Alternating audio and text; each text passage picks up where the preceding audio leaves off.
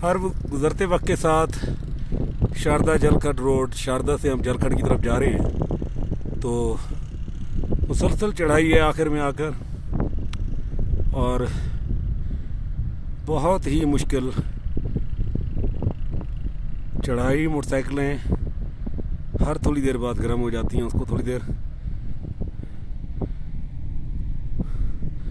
Relax करते हैं।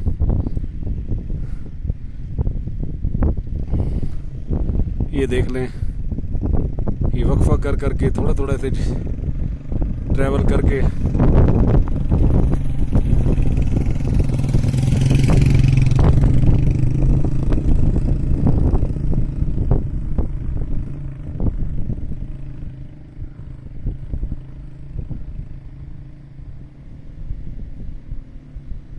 एक मुश्किल ट्रैक, लेकिन अब तकरीबन ये हो चुका है।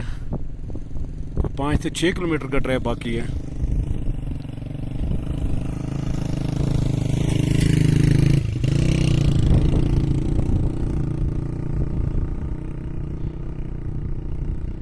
दो बंदे मोटरसाइकिल पे इस चढ़ाई पे नहीं आ सकते, तो लामोहला दूसरे साथी को पैदल चलना पड़ता है।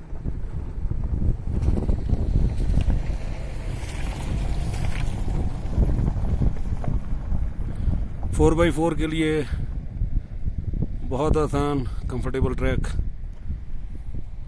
ये रास्ता जी सामने, बहुत खूबसूरत लोकेशन।